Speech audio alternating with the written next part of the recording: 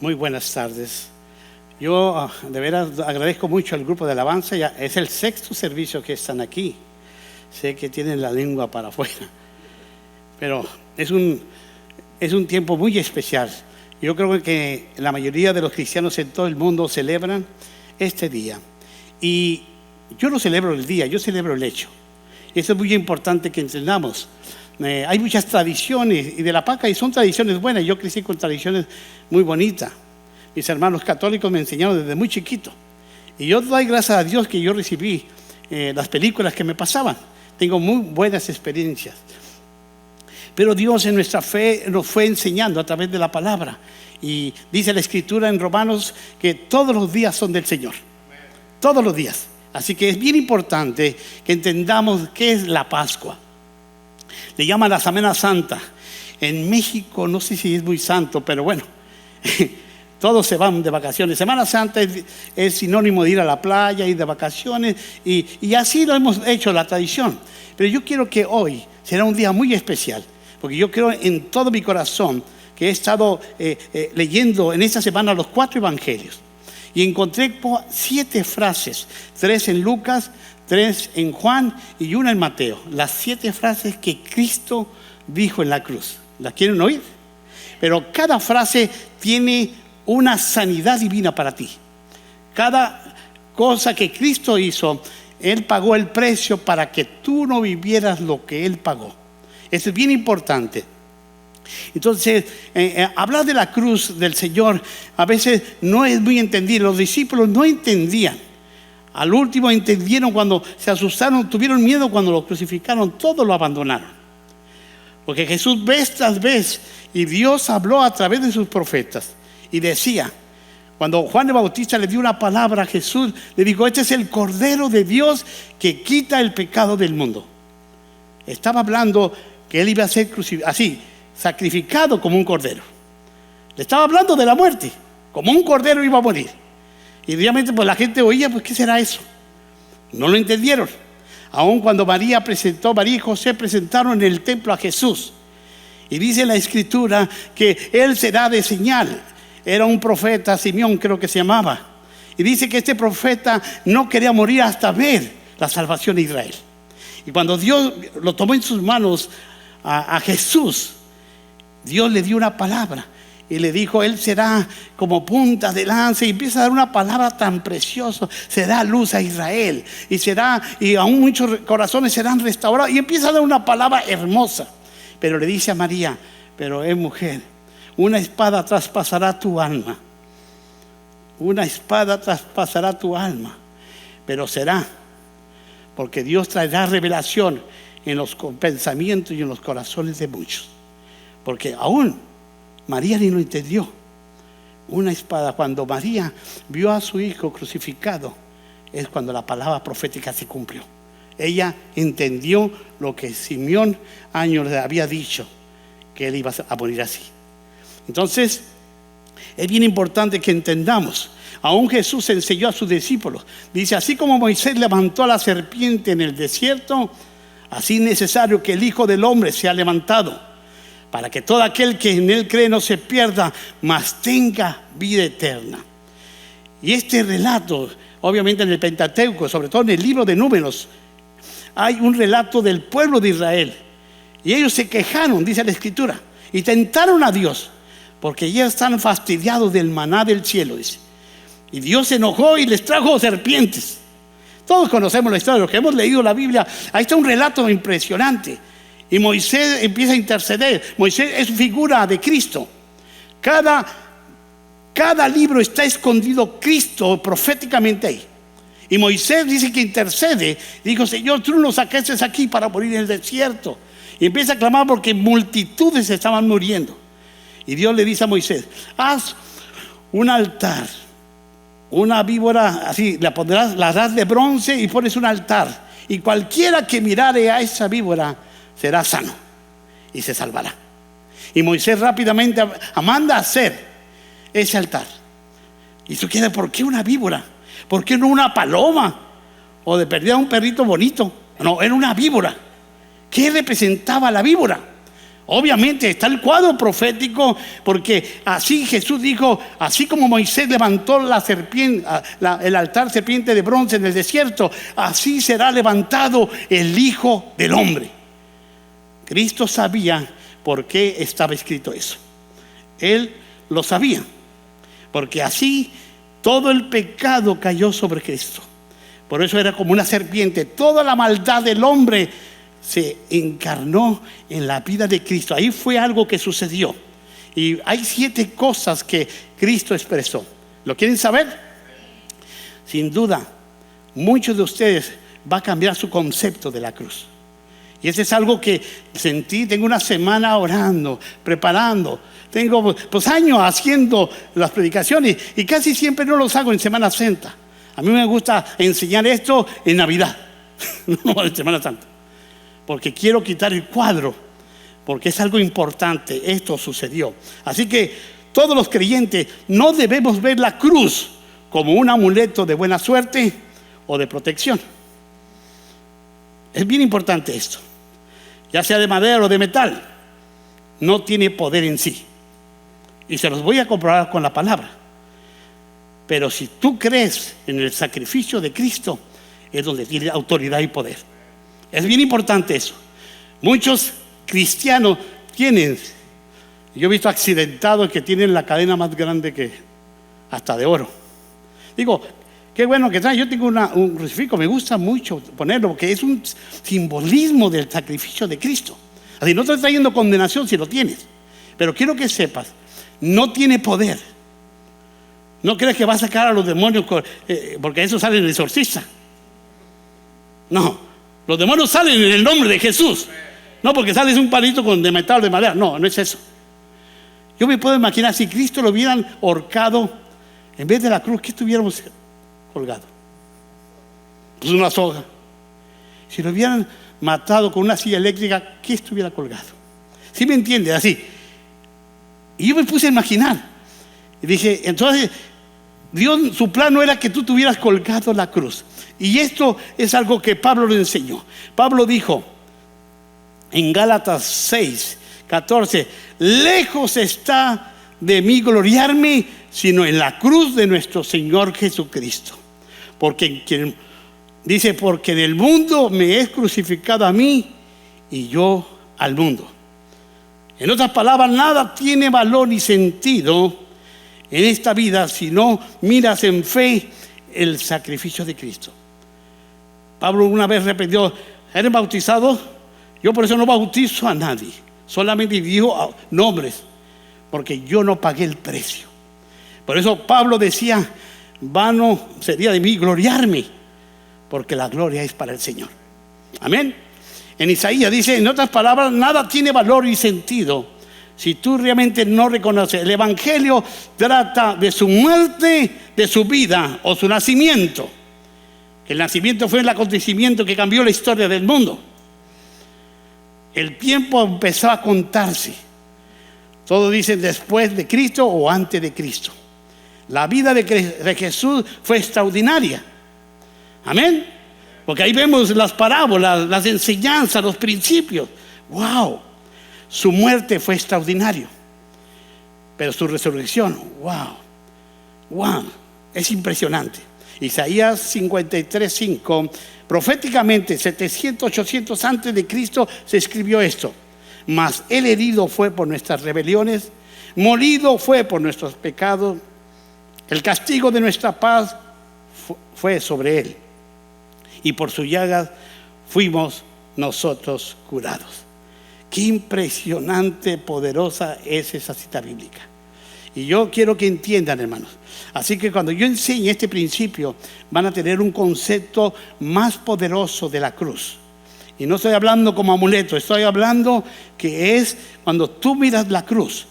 Dice la Escritura, hay un canto que dice, en la cruz, todo primero vi la luz. Y las manchas de mi alma él lavó. Fue ahí por fe yo vi a Jesús. Y siempre, tremendo. Creo que ese canto tiene más de 50 años, hermano. Es clásico. Yo lo quería pasar, pero bueno, no hay mucho tiempo. Pero a mí me edifica mucho, porque la cruz tiene tanto significado. Así que quiero que a través de esta enseñanza voy a hablar de las 7 frases. Y esto va a tener un fundamento poderoso en la vida de cada uno de ustedes. Aquí están los que deben de estar. Que Dios bendiga por los que van a venir, porque sé que proféticamente van a llegar muchos.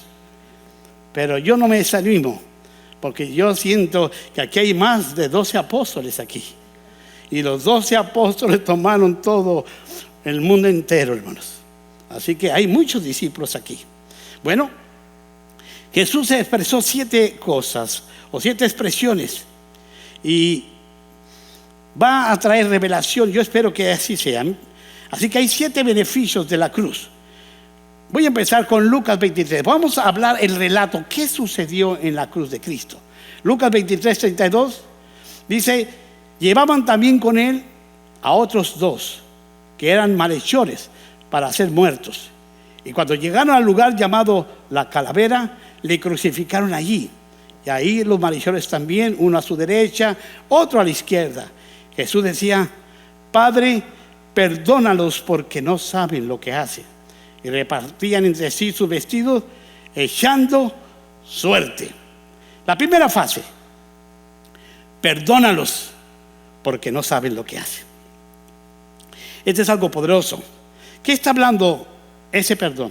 Obviamente habla del perdón. Y es triste ver a tanta gente en angustia. La Biblia dice que el celo y el que no perdona escarcoma los huesos. Olvídate. Tal vez muchos de ustedes están batallando con perdonar. Pero dice la Escritura que nosotros debemos perdonar. Jesús, aún en su enseñanza del Padre Nuestro, enseñó: perdona vuestras ofensas, como nosotros también perdonamos a los que nos ofenden. Así, Él habló del perdón. Y no solamente, sino Él vivió el perdón. Y esto es algo poderoso. En Efesios, el apóstol Pablo enseña una escritura, dice: antes sed benignos unos con otros, misericordioso, perdonándonos unos a otros, como Dios también nos perdonó a vosotros en Cristo Jesús. No es siempre fácil perdonar. Sé que cuando una persona pone su lealtad a una persona y te traiciona, ay, nanita, sálvese que pueda. Eso es escarcoma los huesos. El no perdonar es como tomarte un veneno y esperar que la otra persona se muera. Así. Eso es falta de perdón. Y yo creo que mi tema no es esto, pero esto es una frase que Jesús quiere, que Él perdonó. No hubo un reclamo. Dice que estaban los detractores que estaban ahí, los que lo crucificaron, le injuriaban, lo maldecían. Aún los que más amaban lo habían abandonado. Y no se oyó un reclamo en su boca. Qué gacho, ¿por qué me dejaron? No, nunca se oyó eso. Tal vez si yo hubiera sido, órale, y me dijeron que eran mis hermanos. No, Jesús no lo dijo. Jesús no habló nada. Él dijo: perdónalo, Señor, porque no saben lo que hacen. Así que Jesús enseñó el perdón y lo vivió. Así que aún delante de los verdugos, Él estaba ahí. Si tú quieres ser libre del enojo o de la amargura, tienes que aprender a perdonar. Mira siempre, dice la cruz, cómo Jesús murió por ti y te perdonó. Por eso Jesús enseñó vez tras vez el perdón. Así como Moisés levantó la serpiente, es figura del diablo, figura de pecado, hermano. Y muchas veces estás herido y está siendo un cáncer. La Escritura es un cáncer en tus huesos cuando tú tienes ese sentimiento. Pero quiero que sepas una buena noticia. Mira la cruz. En la cruz, yo primero. Y canta el canto en fe. Y recuerda al malandrín que te ofendió. Ay, Señor, yo lo perdono. Hazlo en fe. Y te puedo asegurar que la cruz tiene poder. Porque estás creyendo en el sacrificio de Cristo. La segunda frase se encuentra en Lucas 23, 42. Y dice así. Dice: y dijo, obviamente era uno de los malhechores, a Jesús: acuérdate de mí cuando vengas en tu reino. Entonces Jesús le dijo: de cierto te digo que hoy estarás conmigo en el paraíso. Ahí vemos el otro principio. ¿Cuál es? Que dice la Escritura Esto habla de esperanza. Hoy estarás conmigo en el paraíso. Hay muchas doctrinas que dicen que si no te bautizas no eres salvo. Y yo lo he oído la doctrina, son mis hermanos, yo los amo, pero no tienen la revelación de la cruz. Ese ingrato no tiene tiempo para bautizarse, hermano. Sí, pero era Jesús. No, el principio es la fe. Acuérdate de mí cuando vengas a reinar. Y Jesús, ahí vino la salvación. Hoy estarás conmigo en el paraíso. ¿Quién está hablando de eso? Que hay esperanza.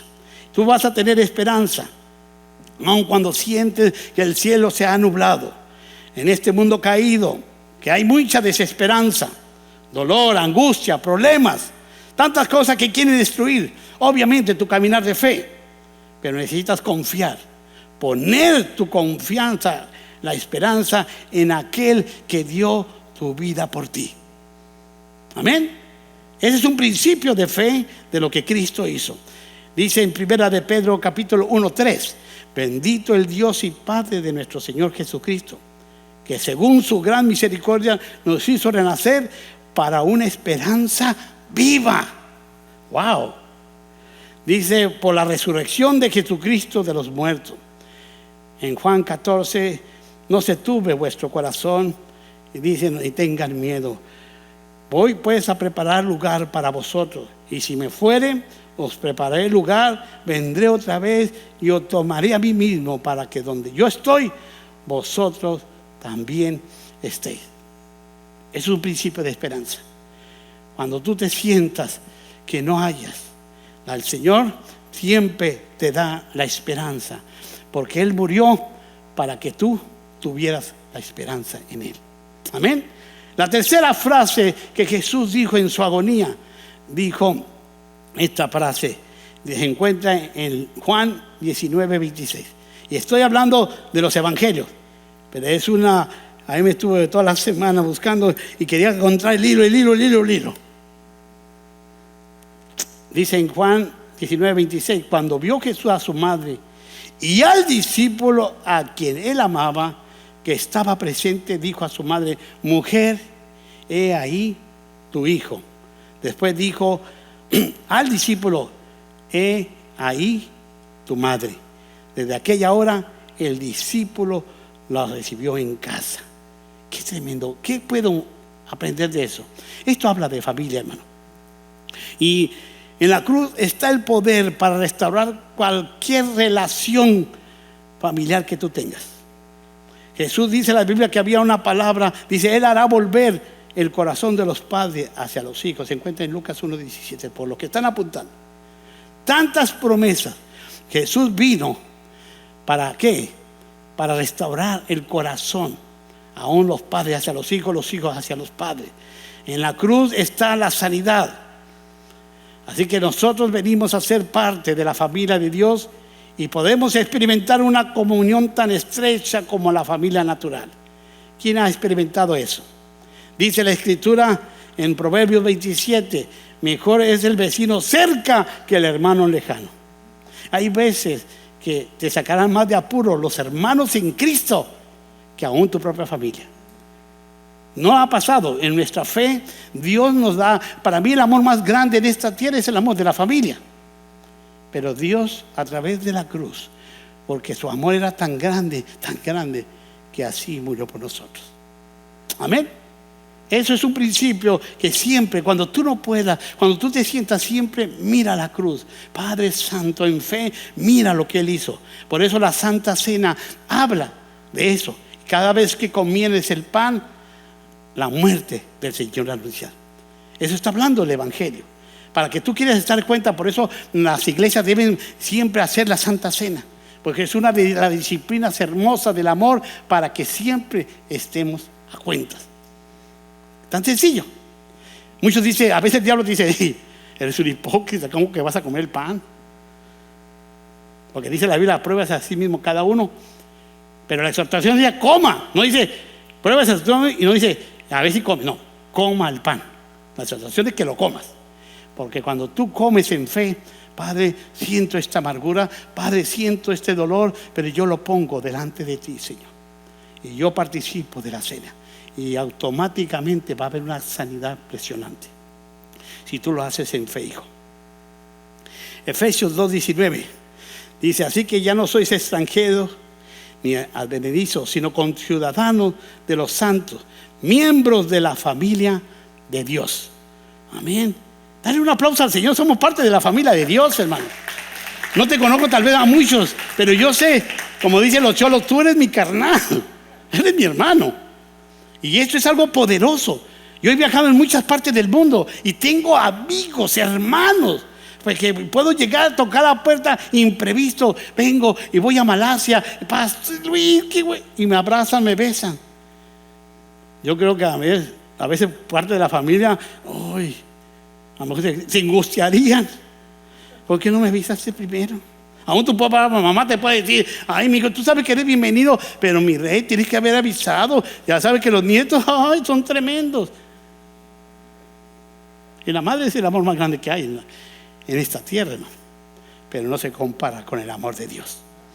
Esto es algo poderoso. En la cruz, Cristo, Él pagó para que nunca estuvieras sin familia. La familia es preciosa, hermano. Así que la cuarta se encuentra en Mateo 27:46. Dice: alrededor de la hora novena, Jesús exclamó una gran voz diciendo: Elí, Elí, sabachthani, que significa: Dios mío, ¿por qué me has abandonado? Esta es una frase poderosa. Dios mío, Dios mío. Esto es que está hablando. Obviamente, el abandono, el quedarse solo. Esto habla de que Dios está presente a pesar de la soledad. Uno de los teólogos y profetas y maestros, hay mucha polémica sobre esta cita bíblica. Dice que a Cristo no le dolieron tanto los clavos, ni la cruz, ni la corona de espina, tanto el dolor como perder en esa instancia la comunión con su Padre. Ese fue lo más doloroso, porque Jesús jamás había experimentado eso. Pero dice la historia, la Biblia dice que Dios le dio la espalda, porque Dios no puede tener comunión con el pecado. Y dice la Escritura que todo el pecado que tú hiciste, que haces y el que vas a hacer, la pagó en la cruz. Dale un aplauso al Señor, hermano. Eso da esperanza. Pastores, ¿estás hablando licencia para pecar? Pablo dice en Romanos: de ninguna manera. No estoy hablando que tienes licencia para pecar. Si pecas vas a recibir consecuencias, hermano. ¿Quién ha sido cicatrizado por los pecados? Todos hemos tenido malas experiencias cuando nos hemos portado no correctamente. Pero dice la Biblia: aun si hubieses pecado, abogado tenemos para con el Padre. En la cruz, hermano, está la gracia encarnada en Jesús. Ahí está el pecado que hiciste. Jesús murió por el pecado que haces y el pecado que vas a hacer. Porque el que dice que no tiene pecado, le haces a Dios mentiroso. Porque el hombre, su naturaleza es pecar. Así como el perro hace guau, guau y el gato hace miau, el hombre peca naturalmente. Por eso necesita meterse a la palabra. Necesita una autoridad más fuerte que la ley del pecado. Es la ley que hay, la ley de vida que está en Cristo Jesús. Es más fuerte que la ley del pecado. Oh, gloria a Dios por eso, hermano. Gloria a Dios. Entonces, sepan que en la cruz tanto beneficio que hay. El salmista dijo: aunque yo ande, porque la soledad es algo que el hombre le teme. Yo siempre he dicho a mis hijos: no me dejen solo ni me metan a un asilo, no sean gachos. Yo soy muy social. Yo creo que lo más doloroso es que me quede solo. Bendito a Dios por la familia que uno tiene, ¿verdad? Porque Dios sabe que es muy llorón. Tú necesitas a alguien. Necesitas el cuidado de tu esposa. Los que tienen esposa, bienaventurado. Dale un aplauso al Señor porque tienes una esposa, hermano. Es bendición. Es provisión divina de Dios, hermano. Amén. Ay, los hombres, digan amén por fe, díganlo de perdida. Dice el salmista David, fíjate, él escribió, él sin saber que era una palabra profética, él escribió, él hablando de su alabanza y de sus aflicciones. Los salmos están llenos de puras cosas que salían del corazón de David. Eran cánticos, eran poesía, él salía de su corazón. Fíjate, él escribió sin saberlo. Era una palabra exacta, profética, lo que Cristo pasó en la cruz. Dice así, en el Salmo 23, dice: aunque yo ande en valle de sombra de muerte, no temeré mal alguno, porque tú estarás conmigo. Tu vara y tu cayado me fundirán aliento. Yo he ido a los hospitales y hay veces que gente ven al pastor y hace algo. Yo he estado con gente agarrado las manos y en los minutos muere. Y yo siempre les digo, siempre recuerdo, el ministerio pastoral tiene muchas caras, hermano. He visto el último suspiro, lo he visto muchas veces. ¿Tienes miedo, hijo? Le digo. No. Quédate conmigo, pastor. Tu vara y tu cayado. Yo soy la vara, él es el pastor por excelencia. Amén. Yo soy la vara del Señor. Y cuando viene un hombre de Dios a visitarte, ya sea que está en el momento más difícil, son manantiales de agua, hermano. Fíjate el salmo que dice en el Salmo 27: aunque mi padre y mi madre me dejara, con todo Jehová me recogerá. Fíjate todas las promesas que hay. Aún en hebreo dice, porque él dijo: no te desampararé ni te dejaré. Así que Dios mío, ¿por qué me has abandonado? Aunque Jesús recibió el dolor más grande de perder la comunión instantánea en ese momento, Dios tuvo que hacerlo. ¿Por qué? Porque él tenía que experimentar ese dolor de abandono para que tú jamás sientas solo. Es una bendición la cruz de Cristo.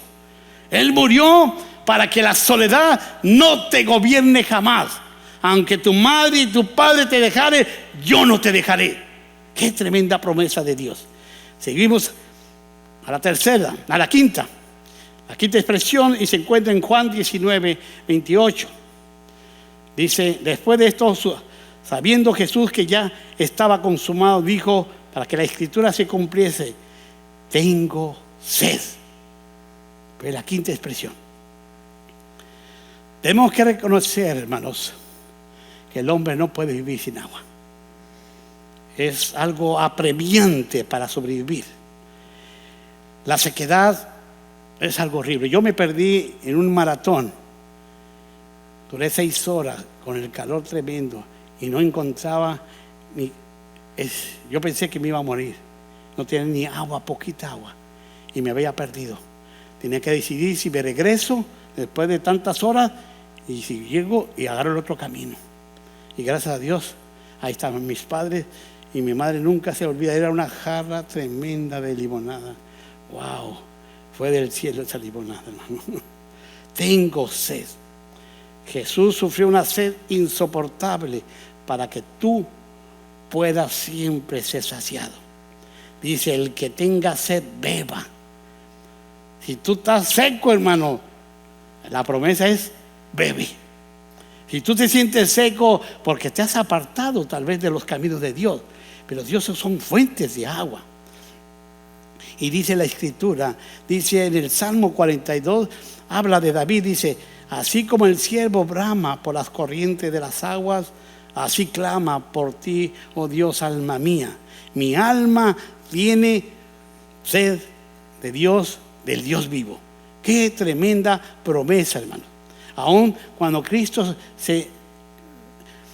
tuvo un encuentro con la mujer samaritana, fíjate las palabras que dijo en el Evangelio de Juan, versículo 13 al 14: cualquiera que bebiera de esta agua volverá a tener sed, mas el que bebiere del agua que yo le daré no tendrá sed jamás, sino que el agua que yo le daré será en él una fuente de agua que salte para vida eterna. ¿Sabes que Cristo tuvo que morir para que tú disfrutaras el agua del Señor? Si Él no hubiera muerto y resucitado, tú no podías experimentar esa agua. Oh, tremenda las aguas del Señor. Mejor que un agua de naranja, mejor de agua de limonada, a las aguas del Señor, hermano. Wow, son tremendos. ¿Tan aburridos? ¿Les sigo? Ok, pues gracias a Dios. Yo sé que es tarde, ya los voy a despedir. No sé. Es importante, la sexta expresión se encuentra en el Evangelio de Juan 19, versículo 30. Cuando Jesús hubo tomado el vinagre, dijo: consumado es. Y habiendo inclinado la cabeza, entregó el Espíritu. ¿Qué está hablando de consumado? Esto dice: de la obra está completa. Amén. Debemos mirar con fe que Cristo ya pagó el precio completo por tu pasado, por el presente, por el futuro. A nosotros solamente nos corresponde caminar en la obra completa. Ya no podemos añadir otro sacrificio. Aunque usted se vaya con San Cayetano bendito, hincándose por todo, eso es un sacrificio vano, hermano. Y yo respeto a los que practican eso, pero les quiero decir una cosa: eso es un engaño, porque no conocen el pago que Cristo pagó.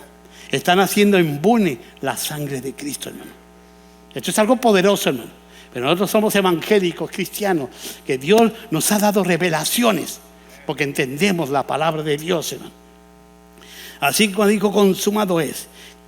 Vamos a leer una cita bíblica poderosa. Se encuentra en Colosenses capítulo 2, del 13 al 14. Cuando ustedes estaban muertos, fíjate, la vida en sus delitos y en la circuncisión de su carne, Dios le dio vida juntamente con Cristo, habiéndonos perdonado todos los delitos, habiendo cancelado el documento de deuda que consistía en decreto contra nosotros, que no era adverso, y lo ha quitado de en medio, clavándolo en la cruz. Es claro aquí que toda la deuda ya está pagada, hermano. Eres libre de la pena del pecado. Tú eres libre, hermano. Esto es algo poderoso, hermano. Así que ya no necesitas hacer ni hacerte tantas oraciones ni golpearte la espalda. Cristo ya lo hizo una vez para siempre. Así que, y la última expresión se encuentra en Lucas 23, 46.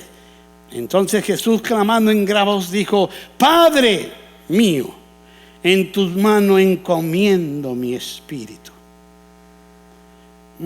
Y habiendo dicho esto, expiró. Padre, en tus manos encomiendo. ¿Eso es qué está hablando? Esto habla de redención, hermano. Este es el último beneficio. Dios nos dio redención. De esto estoy hablando ahora sí del salmista. Cuando David escribió, él en su agonía en tiempo de aflicción, dice que David escribía, dice: son como leoncillos que están acechando, aún como búfalos. Y hablaba que siempre está siendo perseguido. Pobre David, lo perseguían por todos lados.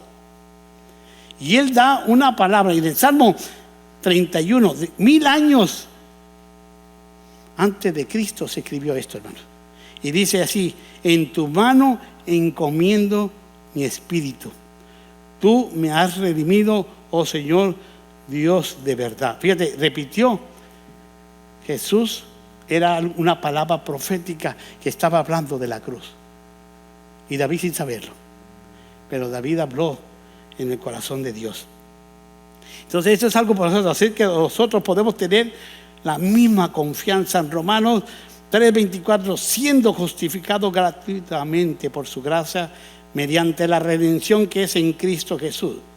Así que hay muchas religiones en el mundo, pero hay una diferencia fundamental entre ellas y el cristianismo. Esto es bien importante, hermano. Mahoma murió, está muerto y está en la tumba, hermano. Amén. Aún hay otros pensadores, que muchas personas como Buda está en la tumba, Aristóteles, Platón, Confucio, todos murieron y está en la tumba. La única tumba vacía es la de Jesús. Es la de Jesús.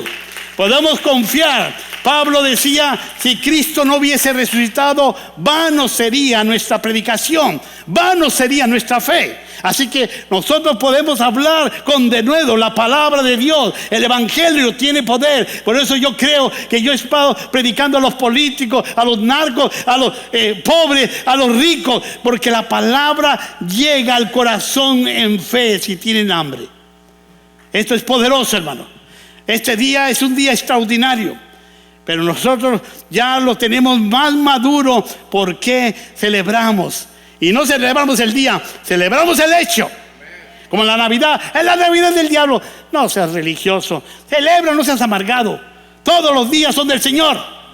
Yo no necesito una Navidad para celebrar. ¿Sí me entienden lo que quiero decir? La fe sobrepasa la tradición. Gloria a Dios por eso, hermano. Gloria a Dios. Si tú has creído que Jesucristo vino al mundo, vivió, murió, resucitó, ascendió a la diestra del Padre y vendrá por nosotros. De eso se trata el Evangelio. ¿Qué diferencia ha marcado tu vida? ¿Cambió tu manera de vivir? ¿Cambia tu manera de pensar? ¿Tu manera de hablar? ¿Te hizo mejor padre? ¿Te ha hecho mejor esposo? ¿Te ha hecho mejor hijo? Cuando tú depositas tu confianza en la cruz, en otras palabras, en el sacrificio de Jesús, tu vida no volverá a ser igual. Cierren sus ojos un momento. Padre, pido, Dios, que traigas una convicción como nunca antes, Señor. Padre, ninguna condenación. Padre, que puedan entender que la cruz se trata del sacrificio, Señor. Padre, que nadie haga embone la cruz de Cristo. Nadie se puede gloriar. Te doy gracias, Señor, por lo que tú estás haciendo. Gracias, Señor, por esta palabra que nos has dado. Pongan atención porque va a ministrar Jay. Oh, Jay, parece un apóstol de Jesucristo tremendo. Qué guapo se ven todos. Que Dios bendiga a los de la alabanza. Sé que están cansados, pero que el Señor los bendiga. Todas, tradúcenles a las güeras. Todo lo que hicieron y sembraron, el Señor se los va a pagar 100 veces más. Que Dios los bendiga, hermano. Que Dios los bendiga. Va a ministrar ahorita Jay y vamos a poner atención. La paz de Jesucristo reina en sus vidas, hermano. En su corazón, si hay un nido de sentimientos encontrados, que sabe, mira la cruz, mira el sacrificio, tú serás salvo, serás sano y serás libre. Esas tres cosas hace la cruz de Cristo. Amén. Él te salva, te libera y te sana para gloria de Dios. Que Dios los bendiga. Dale un aplauso al Señor.